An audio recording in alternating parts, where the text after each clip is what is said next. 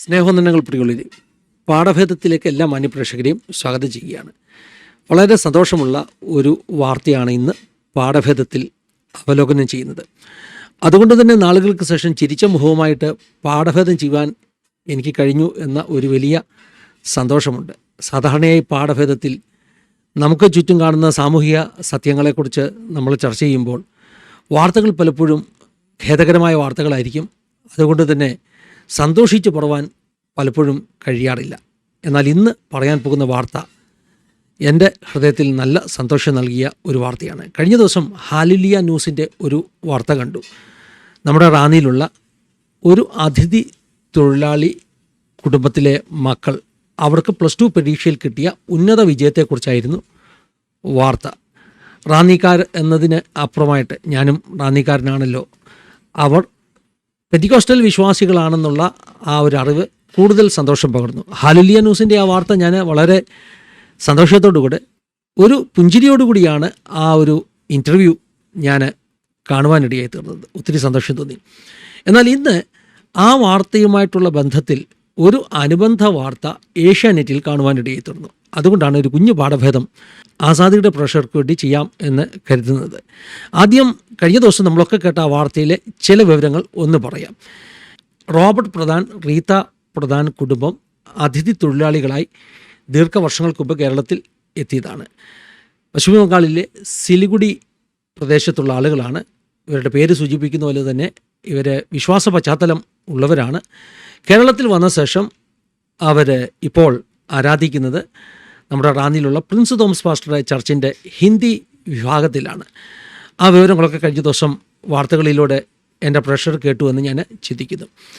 ഈ കഴിഞ്ഞ 12th എക്സാമിൽ ഈ 2 കുട്ടികളും റാന്നി MS ഹൈസ്കൂളിൽ നിന്ന് ഏറ്റവും നല്ല വിജയം കരസ്ഥമാക്കി. അതിനകത്ത് റോഹൻ പ്രധാൻ, മൂത്ത ആൺകുട്ടിക്ക്, അവന് 97% മാർക്ക് ലഭിക്കുക മാത്രമല്ല, അത് റാന്നിയിലെ ഏറ്റവും ഉയർന്ന ഒരു സ്കോർ അല്ലെങ്കിൽ മാർക്കാണ് ആ കുട്ടിക്ക് ലഭിച്ചത്. റാന്നിയിൽ 12th എക്സാമിൽ ലഭിച്ചിട്ടുള്ള ഏറ്റവും ഉയർന്ന സ്കോറാണ് ഈ പറഞ്ഞ റോഹൻ പ്രധാന് കിട്ടുവാനിടയായി തീർന്നത്. പെങ്ങളുകുട്ടിയും നന്നായിട്ട് തന്നെ പെർഫോം ചെയ്തു. 2 പേർക്കും ഉന്നത വിജയം സമ്പാദിക്കുവാനിടയായി തീർന്നു. അവരുടെ പാസ്റ്റർ, അതായത് ഹിന്ദി ചർച്ചിൻ്റെ പാസ്റ്റർ, സണ്ണി പാസ്റ്റർ വന്ന് ഈ കുട്ടികളെക്കുറിച്ചൊക്കെ, ഈ ഭവനത്തെക്കുറിച്ചൊക്കെ വളരെ നല്ല കാര്യങ്ങൾ പറഞ്ഞു. ആ ചർച്ചിൻ്റെ എല്ലാ ആക്ടിവിറ്റീസിലും മുൻപന്തിയിൽ നിൽക്കുന്ന കുടുംബം, ശുശ്രൂഷയിലൊക്കെ നന്നായി സപ്പോർട്ട് ചെയ്യുന്ന ഒരു മകൻ റോഹൻ, ഇത്തരം കാര്യങ്ങളൊക്കെ ആ പാസ്റ്റർ പറയാനിടയായി തീർന്നു. വാർത്ത കണ്ടപ്പോൾ എനിക്ക് ഒത്തിരി സന്തോഷം തോന്നി. കാരണം പ്രത്യേകിച്ചും ഞങ്ങളുടെ ചർച്ചിൽ, ബോംബെ ചർച്ചിൽ, ബംഗാളിൽ നിന്നുള്ള കുറേ ഫാമിലികളുണ്ട്. അപ്പോൾ അതുകൊണ്ട് തന്നെ ഈ ബംഗാളിൽ നിന്നുള്ള ദൈവമക്കൾ, അവരുടെ വിശ്വാസം, അവരോടൊക്കെ ഹൃദയപൂർവ്വമുള്ള ഒരു അടുപ്പമുള്ളതുകൊണ്ട്, കേരളത്തിൽ അതിഥി തൊഴിലാളികളായി ധാരാളം ബംഗാളികൾ ഉണ്ടെന്ന് നമ്മൾ പറയുമ്പോൾ തന്നെ ഞങ്ങളുടെ ചർച്ചിൽ അവരൊക്കെ ഞങ്ങളുടെ സഹോദരങ്ങളായതുകൊണ്ട് ഒരു പ്രത്യേക സ്നേഹവും ഒരു പ്രത്യേക താല്പര്യവും ഈ വാർത്തയോട് തോന്നി. അങ്ങനെ ഇരിക്കുമ്പോഴാണ് ഇന്ന് ഏഷ്യാനെറ്റിലൊരു വാർത്ത വരുന്നത്. വിചിത്രമെന്ന് പറയാവുന്ന ഒരു വാർത്ത. ഈ കുട്ടികൾ MS ഹൈസ്കൂളിൽ പഠിച്ച കുട്ടികളാണ്.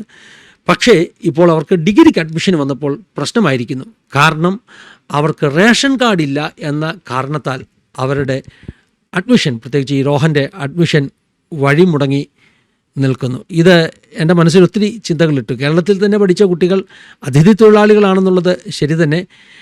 പക്ഷേ കേരളത്തിലെ ഒരു ബോർഡ് എക്സാമിന് കേരളത്തിലെ ഒരു സ്കൂളിൽ പഠിച്ച കുട്ടിക്ക് ഇവിടെ ഡിഗ്രി അഡ്മിഷന് ചെല്ലുമ്പോൾ റേഷൻ കാർഡ് നിർബന്ധമായതുകൊണ്ട് അഡ്മിഷൻ കിട്ടുന്നില്ല എന്ന ഒരു നിലയിലെത്തി നിൽക്കുന്നതായിട്ടാണ് ഏഷ്യാനെറ്റിൽ നിന്ന് എനിക്ക് കാണുവാനിടയായി തീർന്നത്. എന്താണെങ്കിലും ഈ കുട്ടികൾ മാതാപിതാക്കൾ ചേർന്ന് റാന്നിയിലെ തന്നെ മുതിർന്ന കോൺഗ്രസ് പ്രവർത്തകൻ ആരോൺ ബിജിലി, അദ്ദേഹത്തോടൊപ്പം മുഖ്യമന്ത്രിയെ പോയി കണ്ടു. മുഖ്യമന്ത്രി ഈ കുട്ടികളോടൊപ്പം നിന്ന് ചിത്രമെടുക്കുകയൊക്കെ മാത്രമല്ല, ഈ കുട്ടിക്കൊരു ഉറപ്പ് കൊടുത്തു. അതായത് അഡ്മിഷൻ ഉറപ്പായും ലഭിക്കും, വിഷമിക്കേണ്ട കാര്യമില്ല എന്നൊക്കെ പറഞ്ഞ് ആശ്വസിപ്പിച്ച് പറഞ്ഞു വിടുവാനിടയായി തീർന്നുവെന്ന് ഏഷ്യാനെറ്റ് കൊടുത്ത വാർത്ത എൻ്റെ ശ്രദ്ധയിൽപ്പെട്ടു. എന്താണെങ്കിലും മുഖ്യമന്ത്രി ഒരു വാക്ക് കൊടുത്തിരിക്കുകയാണ്, VD സതീശൻ ഒരു വാക്ക് കൊടുത്തിരിക്കുകയാണ്. ഈ കുട്ടികൾക്ക് അഡ്മിഷൻ ലഭിക്കും, തടസ്സങ്ങൾ മാറ്റം ചെയ്യപ്പെടുമെന്നൊക്കെ ഒരു വാക്ക് കൊടുത്തിരിക്കുകയാണ്. അതുകൊണ്ട് ആ കുട്ടികൾക്ക് അഡ്മിഷൻ ലഭിക്കുമെന്ന് നമുക്ക് പ്രത്യാശിക്കാം. എന്താണെങ്കിലും ഇവിടെ എടുത്തു പറയേണ്ട ഒരു കാര്യം, അതിഥി തൊഴിലാളികളായി കേരളത്തിൽ വന്ന ഒരു കുടുംബത്തിലെ കുഞ്ഞുങ്ങൾ ഇത്ര ഉന്നത നിലയിൽ വിദ്യാഭ്യാസം ചെയ്ത് വിജയിക്കുക മാത്രമല്ല, ഈ കുട്ടികളുടെ സംസാരമൊക്കെ നമ്മൾ ഹലീല ന്യൂസിലും കണ്ടു, അതുപോലെ ഇന്ന് ഏഷ്യാനെറ്റിലും കണ്ടു. നല്ല ശുദ്ധമായിട്ട് മലയാളമൊക്കെ പറയുന്ന തനി നാടൻ മലയാളി കുട്ടികൾ എന്ന് പറയാൻ കഴിയുന്ന ആ സംഭാഷണം ഒക്കെ കേൾക്കുവാനിടയായി തീർന്നു. ഞങ്ങൾ ഈറ്റപ്പാറ ഒരു ചർച്ച ഉണ്ടായിരുന്നു, അവിടെ പെന്തക്കോസ്ത് തന്നെയായിരുന്നു അവിടെ പൊയ്ക്കൊണ്ടിരുന്നത്. പിന്നെ ഞങ്ങൾ സണ്ണി പാസ്റ്ററിനെ അറിഞ്ഞു, പിന്നെ ഇങ്ങോട്ട് വന്നു, പിന്നെ ഞങ്ങൾക്ക് ഇവിടെ ഇഷ്ടപ്പെടാൻ തുടങ്ങി, പിന്നെ ഇങ്ങോട്ട് ആയി. പിന്നെ ഞങ്ങൾ അന്നു മുതലേ ഇവിടെ തന്നെ പാസ്റ്റങ്ങൾ ഇവിടെ തന്നെ. +2 എല്ലാ വിഷയത്തിനും A+ നേടിയ വിദ്യാർത്ഥിയാണ് റോഹൻ. ഇതര സംസ്ഥാന തൊഴിലാളിയുടെ മകനാണ്. പക്ഷേ അഡ്മിഷന് ചില സാങ്കേതിക പ്രശ്നങ്ങൾ വന്നു. റേഷൻ കാർഡ് ഇല്ലാതെ വന്നതോടെയാണ് ഈ ഡിഗ്രി പ്രവേശനത്തിൽ ചില പ്രതിസന്ധികൾ വന്നത്. അഡ്മിഷന് വേണ്ടി ആപ്ലിക്കേഷൻ കൊടുത്തപ്പോൾ റേഷൻ കാർഡ് ഇല്ലാത്തതുകൊണ്ട് കുറച്ച് ബുദ്ധിമുട്ട് വന്നു. CM സാർ പറഞ്ഞു എല്ലാ അഡ്മിഷൻ ഓക്കെ ആവും, അഡ്മിഷൻ കിട്ടുമെന്ന് പറഞ്ഞു, അത് പേടിക്കാനില്ലെന്ന് പറഞ്ഞു. ഒത്തിരി സന്തോഷം തോന്നി. ഒന്നുകൂടെ സന്തോഷം തോന്നിയത് ഈ കുട്ടികൾക്ക് പോലും മുഖ്യമന്ത്രിയുടെ അടുക്കൽ ചെന്ന് അവരുടെ പ്രശ്നങ്ങൾ അവതരിപ്പിക്കുവാൻ കഴിഞ്ഞുവല്ലോ. അതും കേരളത്തിൻ്റെ ചരിത്രത്തിലെ ഒരു വലിയ വ്യത്യസ്തതയാണെന്ന് നമുക്കൊക്കെ അറിയാം. കാരണം ഉന്നത നേതാക്കന്മാരെ ചെന്ന് കാണുക എന്നൊക്കെ പറഞ്ഞാൽ ഒത്തിരി കടമകളൊക്കെ കടക്കണം. പക്ഷേ കേരളത്തിൽ ഇന്ന് VD സതീശൻ്റെ അടുക്കിലേക്ക് ആളുകൾക്ക് ചെല്ലുന്നതിന് ഒരു ബുദ്ധിമുട്ടുമില്ല എന്നുള്ള ഒരു നിലവാരത്തിലേക്ക് എത്തിയിരിക്കുന്നു.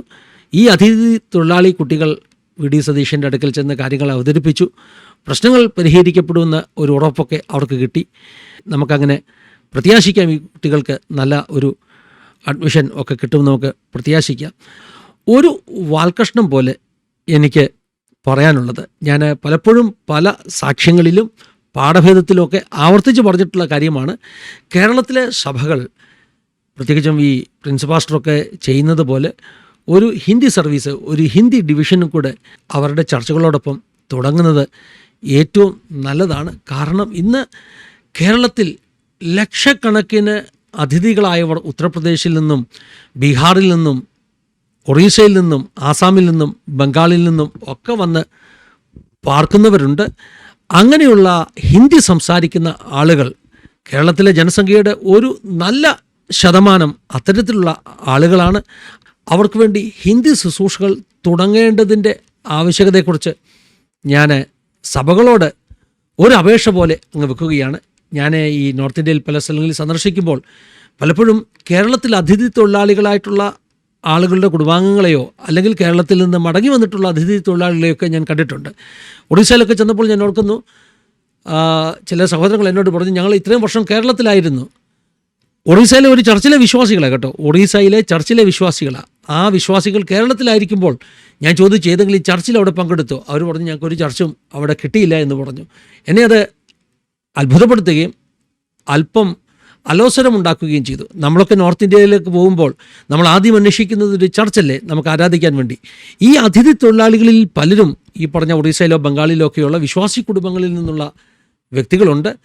അവർക്ക് കേരളത്തിൽ വരുമ്പോൾ, കേരളത്തിൽ അവർ പാർക്കുമ്പോൾ അവർക്ക് വേണ്ടി ഹിന്ദി ആരാധനകൾ ഒക്കെ നമ്മുടെ സഭകളിൽ ഉണ്ടാകേണ്ടത് വലിയ ആവശ്യമാണെന്ന് ഒരു ഓർമ്മപ്പെടുത്തലിനു കൂടി ഈ പാഠഭേദം ഒരു വാൽകഷ്ണം പോലെ ഉപയോഗിച്ചുകൊണ്ട് ഞാൻ എൻ്റെ വാക്കുകൾ നിർത്തുകയാണ്. ദൈവം എല്ലാവരെയും സഹായിക്കട്ടെ, അനുഗ്രഹിക്കട്ടെ. God bless you all. Have A wonderful time.